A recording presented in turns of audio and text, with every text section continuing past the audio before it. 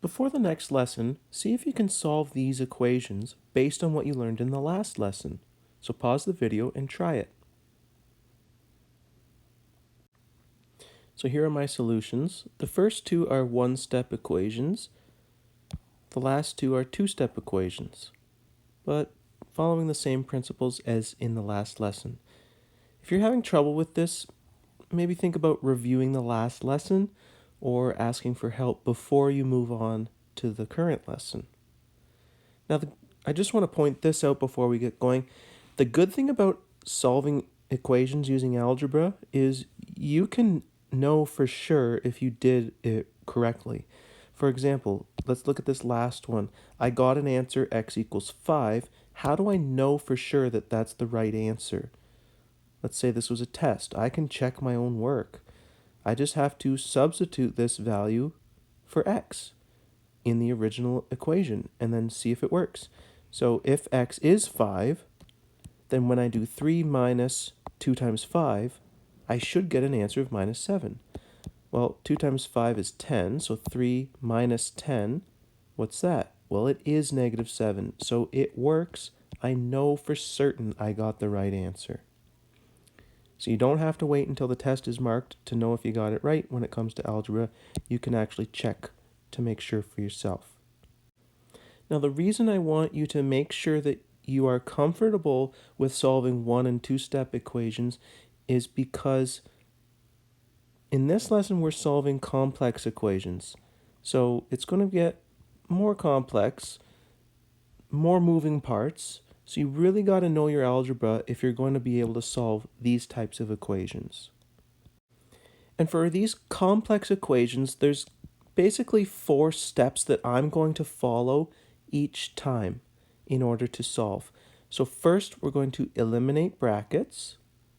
Then we're going to collect like terms, simplify, and then solve. So eliminating brackets, that's using the distributive property from a few lessons ago.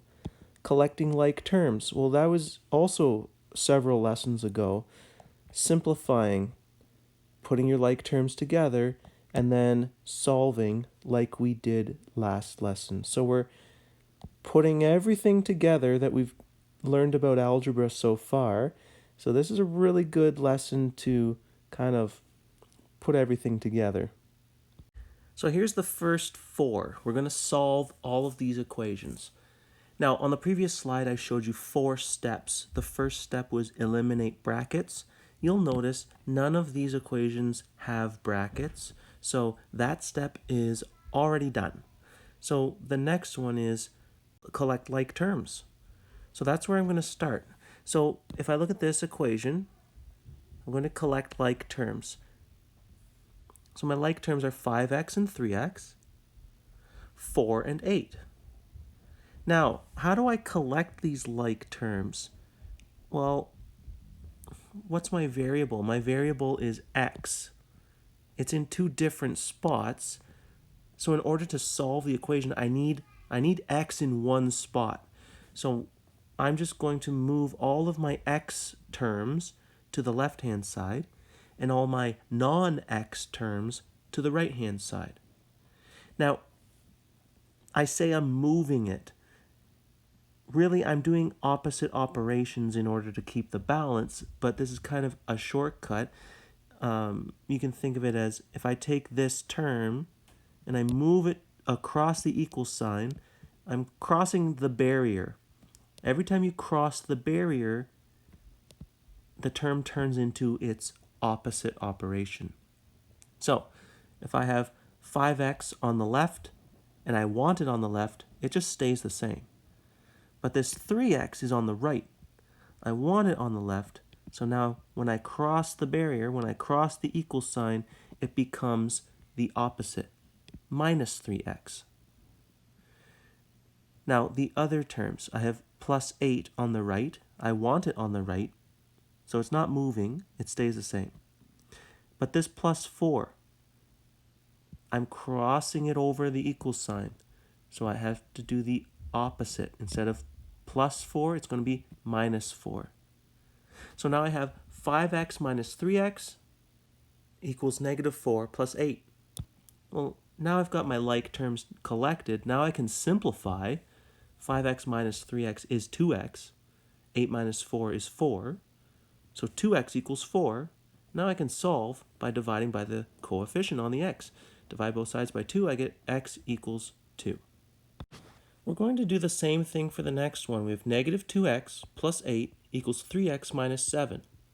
So first, identify your like terms, collect them on the same side, simplify, and solve.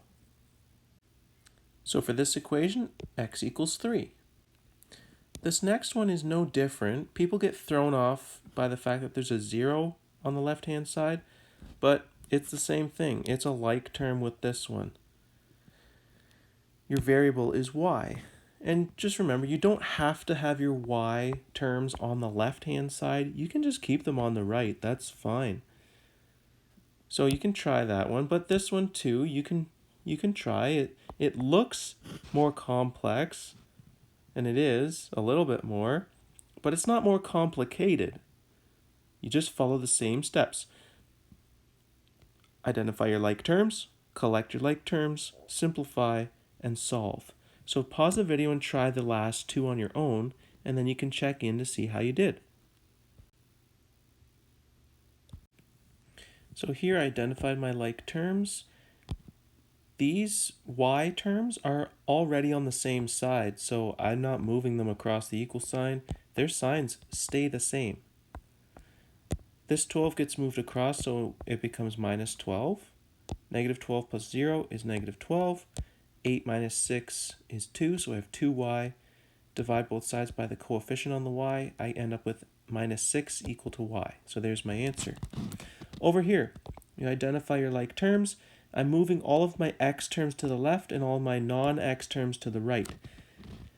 Now you'll notice the 5x stays the same. The sign doesn't change because it's already on the left.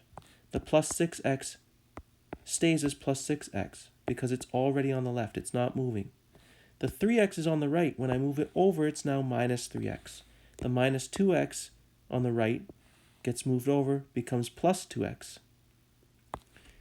The minus 4 is on the right. It's not moving, stays on the right, so it stays with the same sign. Same with the plus 9, stays as plus 9. But this minus 15 on the left gets moved to the right side of the equation, so now it's the opposite, plus 15. So when I add all these terms together, I end up with 10x on the left, and when I add all these together, I get 20 on the right. So 10x equals 20. Divide both sides by 10, I end up with x equal to 2. So these are more complex, but they're not the most complex because these did not involve any brackets. So let's try some examples with brackets. Here I have 2 times x minus 3 equals negative 8. So if you recall from an earlier slide when I showed you those 4 steps to follow to solve equations, the first step was eliminate brackets. So how do you eliminate brackets? Well, this is where we use the distributive property to expand. So if you'll recall, the distributive property says that the number in front of the brackets is what is multiplied by each term inside the brackets. So I have 2 times x, which is 2x, 2 times minus 3, which is minus 6. So I have 2x minus 6 equals minus 8. Now I don't have any brackets. Now I can just carry on like I did in the previous example. So I identify my like terms and collect them, simplify, and solve. And just a reminder, we can always check our answer. If x is minus 1, minus 1 minus 3 is minus 4, times 2 is minus 8, which is what we wanted, so it works. We know we got the right answer. This is more complex, but not more difficult. You just have more work to do because there's a set of brackets here and a set of brackets here. But follow the steps, eliminate your brackets first, then collect your like terms, simplify, and solve. Pause the video and try this one on your own, and then see how you did.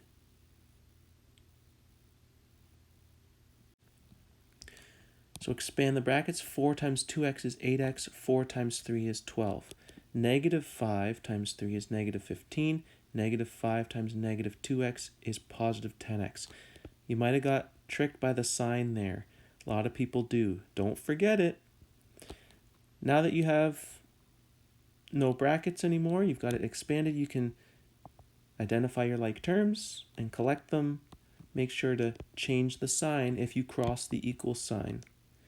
Now you can simplify each side, divide both sides by the coefficient, and you get an answer of x equals 7. So hopefully you are getting more comfortable solving equations using algebra.